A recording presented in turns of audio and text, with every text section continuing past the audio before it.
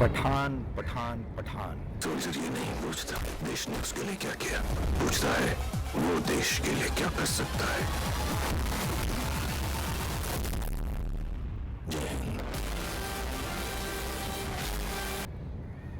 आज पूरे 9 दिन हो गए पठान को रिलीज हुए। मैं भी बॉलीवुड फ़ैन हूँ और शायद ही कोई फिल्म मिस करता हूँ कभी भी। आपको बता दूँ कि मैंने बॉबी फिल्म लगातार 3 शो लखनऊ में मेफेयर पिक्चर हॉल हुआ करता था, उसमें बैठ के देखी थी। पठान का इतना शोर शराबा हो हल्ला इतने दिनों से चल रहा था कि मैं अपने आप को रोक नहीं पाया और मैं भी पहले दिन यहाँ सिंगापुर में फर्स्ट डे फर्स्ट शो देखने गया। सोचा कि देखे तो सही कि इसमें है क्या। फिल्म पूरी देख ली। सोचा था मैं भी कोई एक रिव्यू बनाऊंगा, मगर इतने रिव्यू आना शुरू हो गए रोज़। आज पहले दिन 100 करोड़ पूरे, दूसरे दिन 200 करोड़, तीसरे दिन 300 करोड़, करते करते अब 600-700 करोड़ का आंकड़ा पार कर लिया है पठान। पठान के बारे में शायद सब लोग बहुत कुछ कह चुके हैं। आइए फिर भी देखते हैं कि पठान की कहानी क्या है, पठान का ये माहौल क्यों बना, कैसे बना, और ऐसा क्या है पठान में जो इसके या इसी तरह की चोर सिपाही वाली फिल्मों में पहले नहीं था, या था तो किस फॉर्म में था। इसके लिए हमको पिछले 20 साल का जल्दी जल्दी नज़र डालनी पड़ेगी। ये चोर सिपाही टाइप की जो पिक्चर है, ये सबसे पहली फिल्म जो मेरी याददाश्त में आई है इसी कैनवस पे, इस पैटर्न पे, जिसमें कि एक लेडी ही एक जेम्स बॉन्ड स्टाइल में आई है। वो पहली फिल्म थी 2004 में, धूम। ईशा देओल का वो डांस, धूम मचा ले धूम, और उसकी म्यूज़िक आज भी कानों में उसी तरह गूंजती है। 2004 के बाद से 20 साल हो गए, इसी पैटर्न पे बहुत सी फिल्में आई।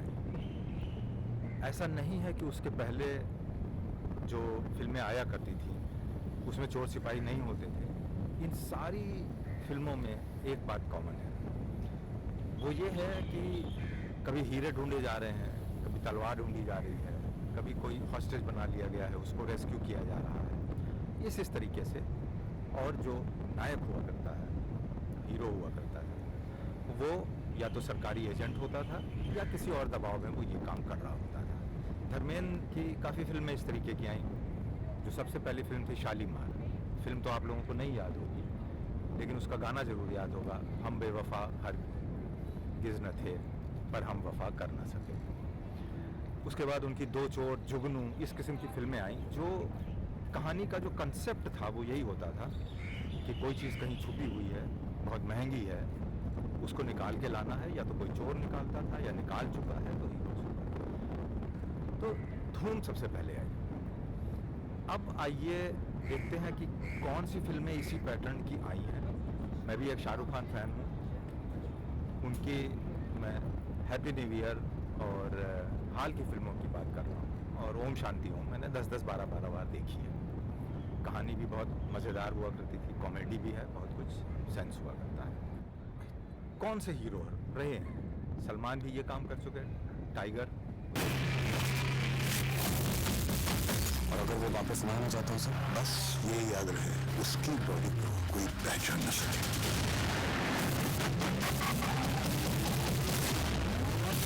उसकी सीरीज एक था टाइगर, टाइगर जिंदा है। टाइगर दम है तो रोक ले। उस्मान, अगर तुझ में दम है तो तू अब मुझे रोक के दिखा। ये जो पहली और उसकी सीक्वल जो आई हैं, ये 5-5 साल के डिफरेंस में आई है। इस तरह से डॉन, पहले डॉन का रीमेक आया शाहरुख खान, उसके बाद डॉन 2 आई, फिर डॉन 3 आई। प्रियंका चोपड़ा हीरोइन थी। प्रियंका चोपड़ा का गेटअप एक लेडी स्पाई एजेंट 007 टाइप में बनाने की कोशिश की गई। डॉन 2 आई 2006 में, डॉन 3 आई 2011 में। इसी तरह से फिर ऋतिक रोशन ने काम किया सेम पैटर्न पे, पठान लुक, बड़े बड़े बाल, क्रिश 2006, फिर 2013। कैटरीना कैफ, एक था टाइगर, टाइगर जिंदा है, दोनों में आई। तो ये इस पैटर्न की बहुत सी फिल्में आई और ऐसा नहीं है कि उसमें लोगों ने पठान से कम तालियां बजाई। ऐश्वर्या राय को भूलना नहीं चाहिए। धूम 2 2006, क्रेजी किया रे, वो गाना जितना पॉपुलर उस वक्त हुआ, उसके बाद उस पैटर्न पे कोई गाना उतना पॉपुलर नहीं हो पाया।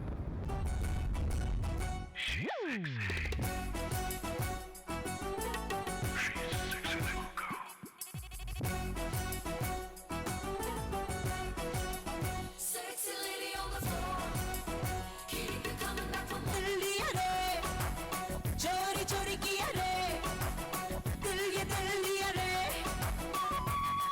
जादू से जादू किया रे, जागे सोई रहूं, खोई खोई रहूं, उसकी यादों में, उसके ख्वाबों में, छुए जिया रे, crazy किया रे, crazy किया रे। तो जब ये सारी फिल्में कुछ कुछ उसी कहानी को लेकर के और उसी तरह से बनी, तो ऐसा क्या था जो पठान का इतना शोर मचा? जब इतना शोर शराबा हो गया तो फिल्म तो मैं देख आया था, तो मैंने सोचा कि यार इसको एक बार फिर देखा जाए। पहले तो मैं मौज मस्ती में देख आया, मैं कल फिर से देखने गया, ये टिकट ही है इसका। फिर मैंने इसको ध्यान से देखा और फिर मैंने सोचा कि अब मुझे भी एक रिव्यू बनाना चाहिए। मैं बहुत तरीके के वीडियोस बनाता हूँ, मैंने बहुत से फिल्म स्टार्स की बायोग्राफी पर भी रिव्यूज़ बनाए हैं, बहुत सी फिल्मों पर भी बनाए हैं, बहुत से OTT प्लेटफॉर्म पे आने वाली सीरीज़ के भी बनाए हैं, वो सब मेरी डिस्क्रिप्शन बॉक्स में है। तो चलिए थोड़ा सा ये जो इस किस्म की 4 फिल्में आई हैं, इनके हीरोइन के बारे में थोड़ी सी बात कर लेते हैं। भूख का बाद कौन आप लोग देख ही चुके हैं। इसके पहले ऐश्वर्या राय, 1973 में उनका जन्म हुआ था और उन्होंने उसके बाद धुआंधार काम किया धूप में। प्रियंका चोपड़ा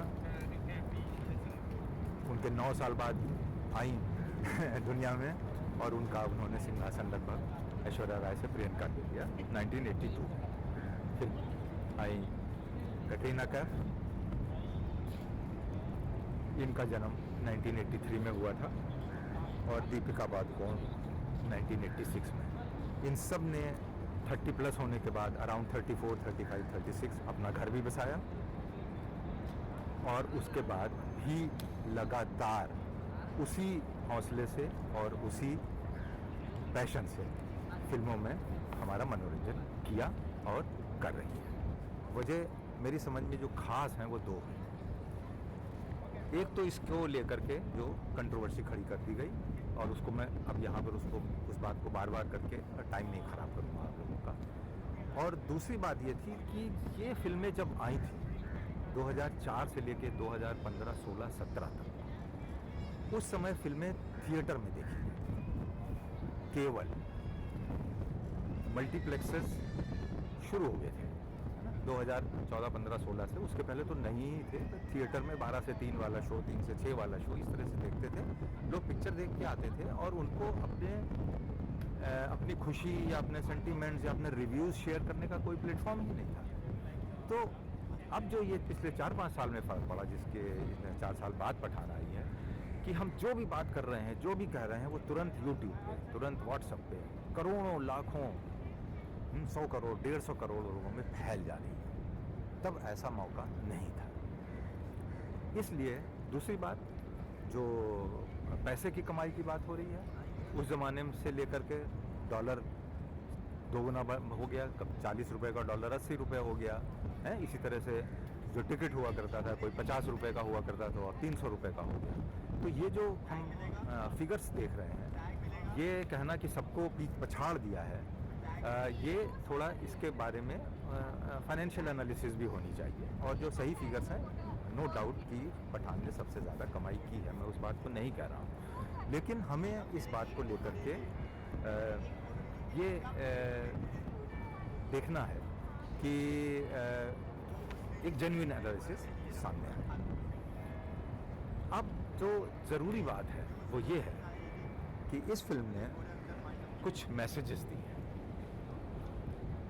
ये बात हर कोई कह चुका है, मैं उसको बार बार क्या रिपीट करूं कि जो ये बाइकॉट गैंग पैदा हो गया था या और फिल्मों के लिए जो नया सा चलन शुरू हुआ है हमारे यहाँ, उसको पूरी तरह से नकार दिया गया है।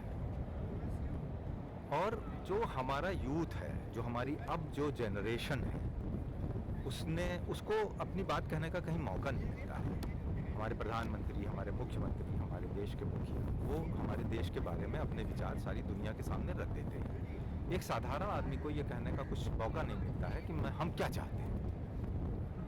इस फिल्म के माध्यम से जो हमारी यूथ है, जो हमारा प्रेजेंट जनरेशन है, not only youth, adults, even senior citizens, उन्होंने ये मैसेज साफ कर दिया है सारी दुनिया के सामने कि हम मौज मस्ती चाहते हैं और अपने देश में शांति चाहते हैं। हमको धर्म के नाम पर किसी के साथ, इंसान के साथ जोड़ करके हम नहीं चलेंगे।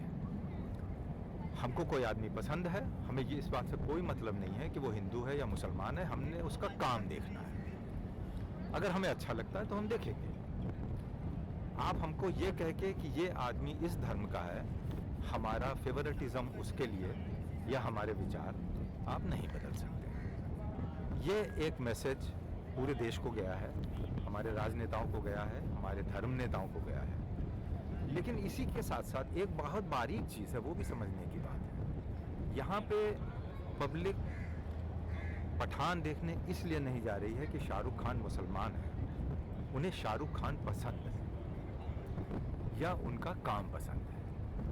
ठीक है, ऋतिक रोशन की फिल्म देखने इसलिए नहीं जाते हैं कि ऋतिक रोशन हिंदू है, या सलमान खान की फिल्म इसलिए नहीं देखने जाते, हमें उनका काम पसंद है। तो जो लोग अगर ये धारणा बनाने की कोशिश कर रहे हैं कि पब्लिक ने एक मुसलमान के प्रेम में फिल्म देख ली है, तो उस गलतफहमी में ना जाएं।